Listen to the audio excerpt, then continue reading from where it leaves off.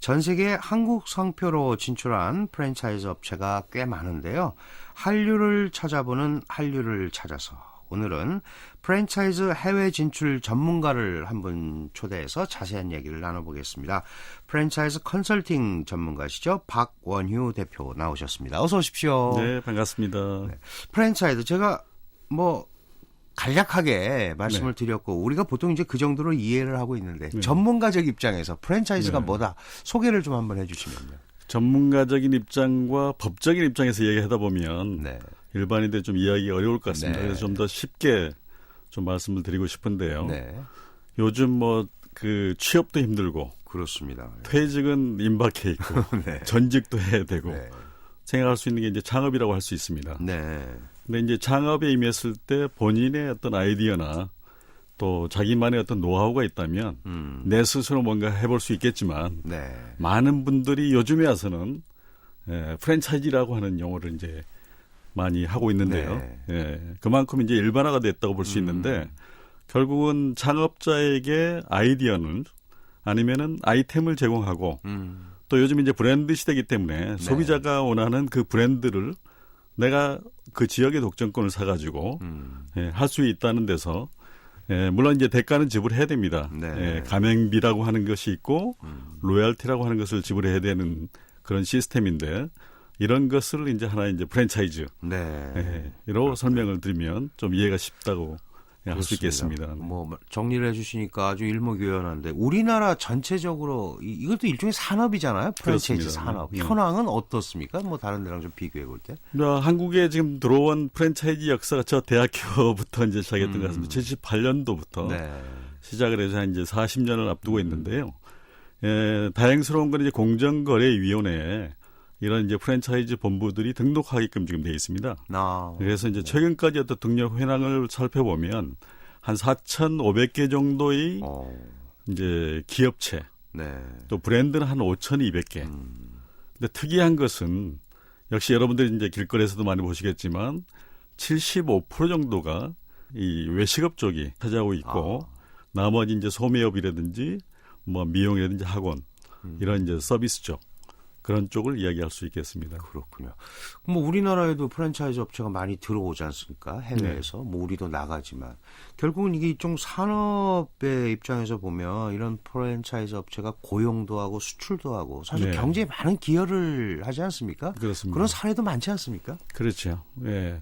그 프랜차이즈 원래의 프랜차이즈 산업으로서의 전기능은 방금 말씀하셨던 대로 창업자에게 일단 창업의 아이템을 제공하기도 하지만 그 안에 종업원들에 대한 어떤 고용 기회를 이제 제공하는 것이 되겠고요. 그래서 국내뿐만 아니고 이것이 이제 해외로 갔을 때는 해외에 대한 우리의 이제 브랜드 수출이라든지 또 해외로부터 걷어들이는 로열티라든지 또 이제 그 해외 고용이라든지 이런 것까지도 이제 얼마든지 있는데 최근에 가지고 좀 안타까운 현실은 우리 프랜차이즈가 전기능보다는 좀 이제 가맹점주들이 소자본 창업에 있어서 소비자 측면에서 이제 조금은 피해서가 있다 보니까 그쪽으로 집중이 돼가지고 이런 전기능적인 프랜차이즈 산업에 그런 혜택들, 그런 어떤 산업의 어떤 미래지향적인 그런 것들을 못 보는 것이 저는 좀 안타깝게 지금 생각하는 부분이라 할 수 있고 이거는 정말 우리들한테는 이제 너무나도 큰 결손적인 요인이라고 해외에 비해서는요. 그렇게 이야기하고 싶고요. 참고로 말씀드리면 해외에서 벌써 성장해가지고 글로벌로 국내에 들어와 있는 업체들이 벌써 200여 개가 넘는다는 것은 그 물론 이제 선진국형으로서 들어왔습니다만은 오히려 요즘에 와서 이 트렌드는 해외 그 중에서도 우리보다도 후발주자였던 이제 중국 같은데 아시아에 있는 브랜드들이 거꾸로 들어와가지고 저는 빨리 우리가 대비하지 않으면 참 이제 안타까운 현실을 맞이할 수 있겠구나 하는 생각을 하고 있습니다.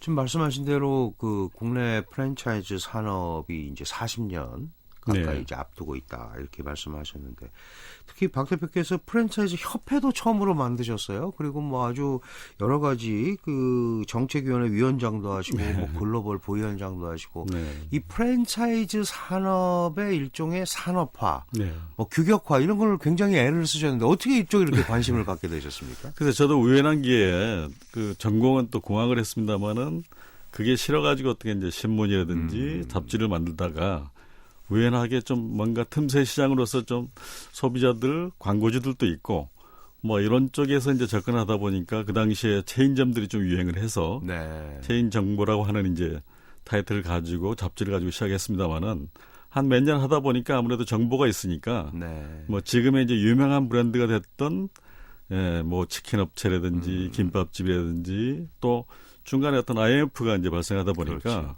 창업이 이제 붐이 일어나고요. 근데 그렇게 해서 결국은 저희한테 이제 컨설팅 욕구 이런 게 주어지는 자연스러운 기회를 맞이해서 이제 개인을 도왔지만 이것이 기업화가 돼서 그렇죠. 결국은 기업들이 많아지니까 이분들을 어떻게 엮어가지고 정보도 교류하고 네. 미국이나 일본 사례를 보니까 유통의 어떤 핵심이고 생산과 제조를 원활하게 풀 수 있는 체인망 구축에 있어서 반드시 가야 될 길이라고 생각했기 때문에 네. 협회에 대한 어떤 추진 업무를 네. 진행을 시도했던 것입니다. 결국 그런 것들이 이제 프랜차이즈의 장점이 되겠죠, 이 산업에. 그렇습니다. 네. 네. 네.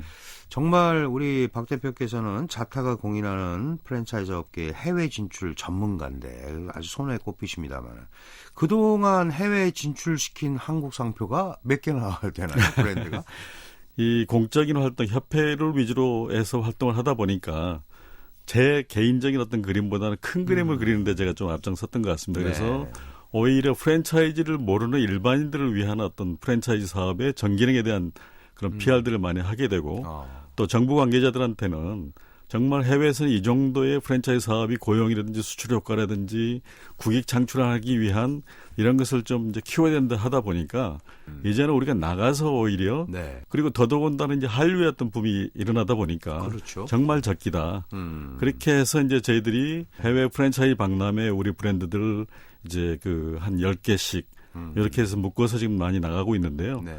그런 와중에 이제 박람회 하나를 나가더라도 호텔은 어떻게 써야 되며 통역도 고급 인력을 써야 되고 네. 또 그 파트너들 만나서 어떻게 계약에 이르는지까지를 이런 가이드를 하다 보니까 전문가적인 어떤 자문적인 어떤 활동에 네. 집중했던 것 같습니다. 그러나 이제 거기에서도 그래도 또 한 수 배우기 위해서 자문을 요청했던 기업이 한 20여 개 기업이고 최근에는 이제 브로커 기능으로 네. 해외에 네트워크가 많이 생겨서 그렇죠. 정말 괜찮은 브랜드를 괜찮은 파트너를 찾는 그런 중개 업무를 연결시켜주는. 네네. 네.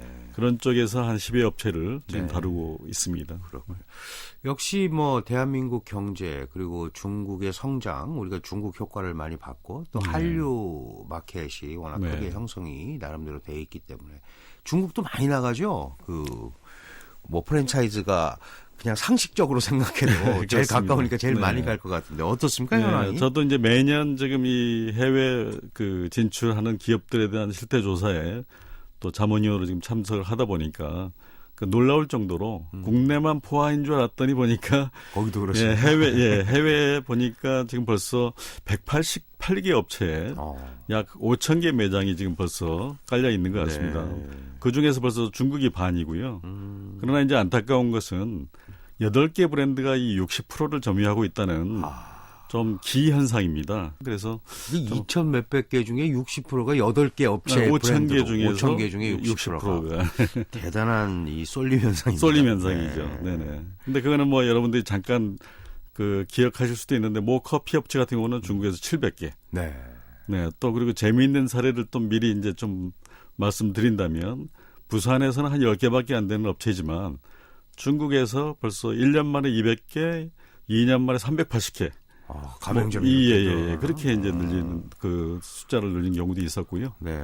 그다음에 또 직접 들어가서 한 10년 동안 7개밖에 못했던 업체도 중국 기업하고 합작해가지고 1년 만에 100개를 지금 만들어내는 그런 어떤 우리보다도 더한 마케팅을 잘해준 어떤 중국의 어떤 파트너를 만나서 이런 재미있는 사례도 지금 만들어내고 있는 것 같습니다. 그 우리 대표님 보시기에 어떠세요? 뭐 나간다고 다 성공하는 게 아니잖아요. 지금 뭐 쩔쩔매다가 또 협력해갖고 막 늘어나고 그러는데 전체적으로 이 준비를 많이 해야겠지만 프랜차이즈 기업이 이렇게 해외에 나가서 성공하는 뭐 그걸 딱 잘라서 얘기할 수는 없지만 퍼센테이지로 보면 어느 정도 될까요? 국내도 어렵습니다만은.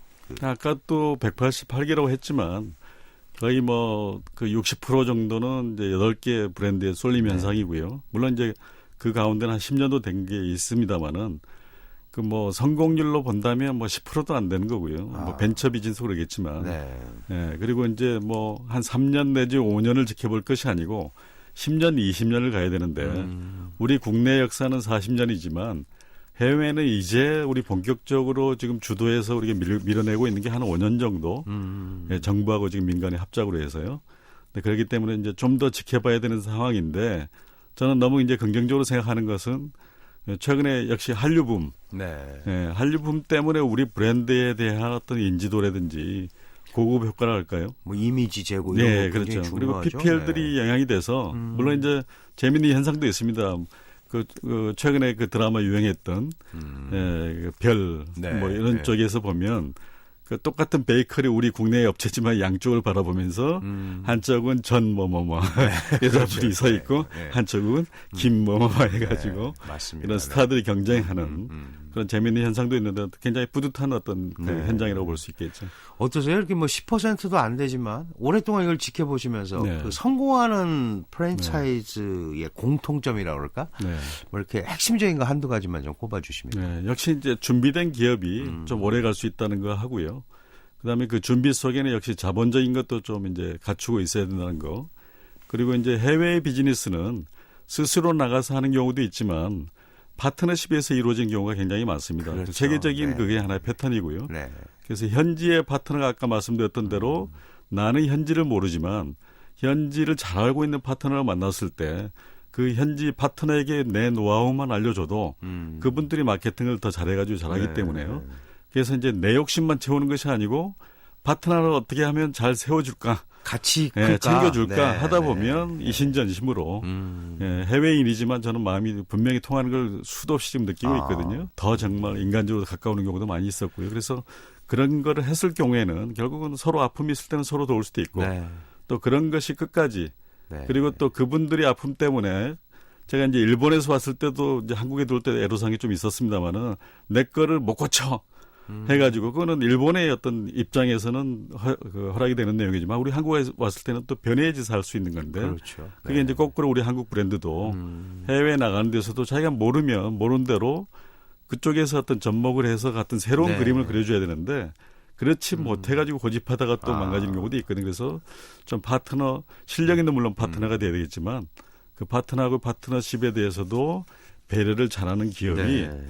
역시 잘 그러니까 미래를 개척해 나갈 수 있다고 볼 수 있겠습니다. 준비 많이 하고 좋은 파트너 만나야 되고 또 네, 자본도 좀 어느 정도 자본도 있어서 있고, 네. 그 시범점이라고 하는 게 있습니다. 네, 이 네. 동남아 같은 경우에는 보면 니네 나라에서는 몇백 개가 돼도 그 우리나라에서 와가지고 과연 될까 네. 예, 했을 때 예, 먼저 하나가 니네들이 한번 해봐 했을 때 네. 우리가 실력을 한번 보여줘 버리면 그렇죠. 그 다음에 줄 선다는 거요. 이런 걸 저도 이제 많이 느꼈을 때 그럼 네. 과연 이제 그 현지에 그런 직영점들 내거내든지 할 수 있는 능력이 있어야 하기 때문에요. 네. 그런 자본력도 좀 상당히 중요한 요인이라고 볼 수 있겠습니다. 네. 금요일에 보내드리는 한류를 찾아서 프랜차이즈 컨설팅 전문가 박원효 대표와 함께하고 있습니다. 그 프랜차이즈 이 장점도 여러 가지가 있고요. 이 산업으로서의 장점, 그 다음에 뭐 해외를 어떻게 가면 성공하느냐 이런 말씀도 해주셨는데 네.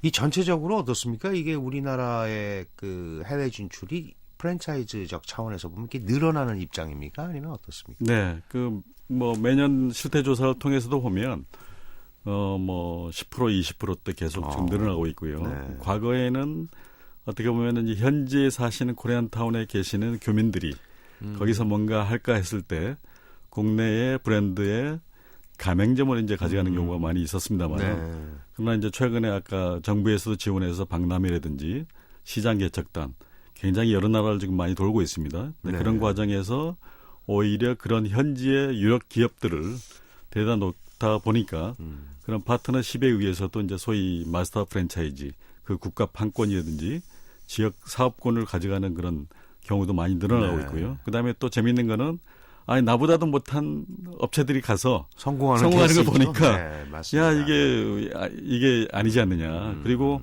또 중요한 것은 뭐냐면 국내가 지금 너무 포화 상태에서 네. 그 조금 이따 또 이제 말씀할 기회가 있으면 말씀드리겠습니다만은 살아야 되기 때문에 기존의 브랜드들에 대한 우리 가맹점주들을 조금 등한시하고 새로운 브랜드를 자꾸 만들어내는데 네. 저게 잘 되니까 우리도 해야 되겠다 해서 미투 브랜드. 너도 가니 나도 가겠다. 네. 해서 이렇게 시장을 지금 오히려 더 혼란해지는 거죠. 혼란하게 시장이. 하고 있는 경우가 많은데요. 그래도 왜냐하면 이제 그 해외라고 하는 것은 아직은 참에 준비 기간이 좀 필요하고 어느 정도 단계까지 올라가는데 시간이 걸리다 보니까 그것보다는 우리가 또 국내에 낫겠지 해가지고 재미를 보는 경우로 이렇게 선택하는 경우가 있겠지만 저는 분명한 것은 뭐냐면 5년 후 10년 후를 봤을 때는 분명히 우리나라는 하나밖에 안 되지만 중국은 30개 나라가 있는 거고요. 그렇죠. 네. 전 세계적으로 보면 100여 개 이상의 우리나라 같은 땅덩어리가 있고 사업적인 영역이 있는데 네. 그것을 과연 버릴 것이냐 하는 그런 질문을 드리고 싶은 것입니다. 네. 네. 그 사실은 이제 프랜차이즈 산업협회 차원에서 컨설팅도 하고 여러 가지 방안도 마련하고 그랬는데 아까 이제 정부가 처음에는 이해를 못하다가 이제 도와줬다고 그랬잖아요. 그러면 사실은 이런 해외 진출을 하는 기업, 소상공인 이런 이제 입장에서 보면 정부의 방침이라든지 뭐 육성 정책이라든지 이런 데 굉장히 신경을 많이 쓰잖아요. 그 몇 년 전에 우리도 그 프랜차이즈 산업 육성 방안 이런 거 나오지 않았습니까? 꼭 해외 진출이 아니더라도. 어떻게 평가하세요? 우리 일단은 국내적으로도 볼 때 뭐 우리 프랜차이즈 중에서 외식이 많았기 때문에 외식산업진흥법도 만들어봤고 또 프랜차이즈 진흥해야 되기 때문에 프랜차이즈 진흥법도 만들고 했지만은 참 현실의 어떤 전문가적인 입장에서 보면 아직도 너무 부족하고 규제에 해당하는 가맹점주들 보호 차원에서 자꾸 문제가 발생하다 보니까 그쪽으로만 계속 쏠림 현상이 있다고 하는 것이 저는 참 안타깝게 생각합니다. 당장 그게 가려운 부분이니까 그렇지만 그러나 큰 그림을 그려나가면서 가려운 것들을 좀 다시 교체해주고 해야 되는 부분인데 그러나 이제 아까 같이 해외에 나가는 데 있어서 박람회 지원하고 또 시장 개척단 지원하는 건 고무적인 일이지만 해외 글로벌 기업들의 그 성공 사례를 보더라도 고용이며 또 이 수치상으로 보는 어떤 수출 또 이익 효과 너무나도 많은데도 불구하고 왜 자꾸 그 자그마한 작은 문제를 가지고만 모든 게 부정적으로 이 산업 자체를 발전시키지 못하느냐 하는 현실을 저는 좀 안타깝게 생각합니다. 연관 산업 쪽 소양이 굉장히 많은 산업인데 이게 같이 가야 되는데, 근데 저희 프로 오늘 이 코너가 한류를 찾아서입니다. 한류와 관계돼서 프랜차이즈가 진출해서 속된 말로 대박을 일으킨 뭐 이런 이런 게 있으시면 좀 소개를 해주시면요. 우리가 이런 데서 이런 좋은 일이 있구나 하는 걸 좀 느끼실 수 있을 것 같은데 어떤 걸 좀 꼽아주실까요? 그래서 아무래도 저도 이제 한 5년 전부터 해외에 나가면 박람회 이렇게 나가 있어도 현장에서 느껴지는 것보다는 드라마나 PPL들. 지금 최근에 보면 여러분들도 느끼겠지만은 드라마 속의 주인공들 직업이라든지 사업장을 보면 우리 프랜차이즈 비즈니스를 많이 하고 있습니다. 맞습니다. 그게 이제 PPL에 대한 금액을 대고 이제 들어가는 건데 그래서 너무 과열할 정도로 아니겠는가 이렇게 생각을 했는데 뭐 또 음료업체인데 보니까 드라마를 보고 놀라운 거는 1년 만에 보니까 제가 벌써 중국에 한 60개 정도. 그렇게 지금 나가 있고 그 업체 같은 경우는 상하이 같은 경우는 그 드라마가 떴던 이후로 그 배우의 어떤 조상 화를 보기 위해서라도 2시간씩 줄 서야지만 그 이제 매장에 음료를 먹을 수 있을 정도로 했던 건데 비일비재하고요. 또 지금 최근에 와서 이제 우리 한류 브랜드들이 오픈식 할 때 한류 스타 마케팅이겠지만은 팬사인을 많이 하거든요. 기본적인 게 수천 명입니다. 우리가 알고 있는 개그맨들, 드라마 탤런트들, 가수들이 이렇게 갖는 경우에 수천 명이기 때문에 그런 어떤 저는 마케팅의 어떤 효과나 방법들은 해외 다른 데서 찾아볼 수 없는 우리 한류만이 지금 나타내고 있는 어떤 특이 현상이자 우리의 어떤 사업 기회가 아니겠는가 이렇게 생각하고 이걸 있습니다. 잘 살려서 해외로 진출해야 되지 않겠습니까? 당연합니다. 그 아까 뭐 정말 중국만 해도 30개 나라가 있는 거고 전 세계적으로 많다고 그랬는데 우리가 진출해야 될 나라가 많잖아요. 그럼 많은데 그 성공률은 10%로도 안 되고요. 그럼 이걸 막 준비를 잘 해서 가야 되는데 각국마다 또 문화적 습관이나 이런 거 다 다르지 않습니까? 이걸 어떤 식으로 극복을 해야 좀 시행착오 없이 현지로 갈 수 있을까요? 그래서 예전에는 정부에서 관심조차 없었을 때는 그런 정보를 얻는 데 상당히 애로사항이 많았습니다. 근데 이제 다행스럽게도 진흥 정책에 의해서 해외 진출에 대한 거는 상당히 그래도 우호적이어가지고 협회나 지금 정부 차원에서 가이드북이 지금 많이 나와 있는 것 같습니다. 그리고 네. 그 각 나라마다의 법적인 규제 내지는 또 문화적인 어떤 특성에 대한 것도 지금 많이 나와 있거든요. 그래서 여러분들이 그런 것을 충분히 좀 이해를 하고 네. 그러나 이제 그거는 이론적인 것이고요. 역시나 이제 저는 좀 자주 방문해 가지고 경쟁 업체들 발품을 좀 팔고. 예, 바로 그겁니다. 그래서 좀 농담처럼 전문가도 비행기 표 예, 비행기 왕복 횟수라든지 네. 그 마일리지가 어느 정도냐 하는 걸로 이야기하는 것처럼 맞습니다. 본부들조차도 그리고 이제 직원들만 보낼 것이 아니고 오너들도 좀 그렇게 가서 해야 되고요. 네. 그리고 철저히 오너들이 가끔 갔을 때 놀러 가는 게 아니고 정말 갔을 때는 철저히 발품을 팔아가지고 성공한 브랜드들은 발품을 팔아서 정말 현지인처럼 살고 현지의 기업처럼 살았을 때 이게 답을 낼 수 있는 거기 때문에 네. 그런 것이 반드시 먼저 전제돼야 된다고 네. 저는 말씀드릴 수 있겠습니다. 어쨌든 이제 프랜차이즈 산업 육성, 해외 진출 애를 많이 쓰고 계시는데 앞으로 계획 있으시면 좀 한 말씀 좀 부탁드리겠습니다. 예, 저는 물론 이제 해외 진출에 있어서 많은 그동안에 네트워크가 많이 생겨 갔습니다. 그래서 예, 오히려 요즘은 좋은 파트너는 많은데 내보낼 우리 브랜드들이 좀 약하다는 게 오히려. 저는 네. 좀 안타깝게 생각하고 있습니다. 국내가 또 잘 돼야 그게 나가는 건데, 그죠? 네. 그리고 아무리 잘 돼도 국내용으로만 돼 있으면 해외에는 자료도 네. 없고 또 어떤 조건도 없고 또 기본적인 룰이 있는데 거기에도 못 맞추고 내 욕심만 채려고 하는 것도 많고요. 그래서 성사가 되기도 어렵고 그다음에 이제 설사 계약이 됐다 하더라도 정말 그걸 잘 펼쳐줘야 되거든요. 네. 또 돈만 받아먹고 예를 들면 서비스 안 해줘가지고 불만이 일으키는 또 현지 파트너들이 네. 저한테도 많이 항의를 하는 경우도 많이 있는데요. 그래서 그런 것들을 좀 조정하는 일과 그다음에 이제 국내도 기회가 없고 또 이 어떤 산업적인 역량의 미래가 없는 게 아닙니다. 그런데 이제 안타깝게 생각하는 거는 우리 자영업자도 너무 가난하고 네. 영세하고요. 본부도 너무 영세하기 때문에 이 공익적인 차원에서의 어떤 자본들 국가기관에 의해서라든지 펀드라든지 이런 것들이 미국이나 일본처럼 들어와 가지고 예, 상장하는 그런 문화까지도 만드는데 제가 앞장서 나가고 싶습니다. 해외 자본도 좀 유치해서 이걸 국내 좀 자본 볼륨을 키워야 된다. 네네네. 네.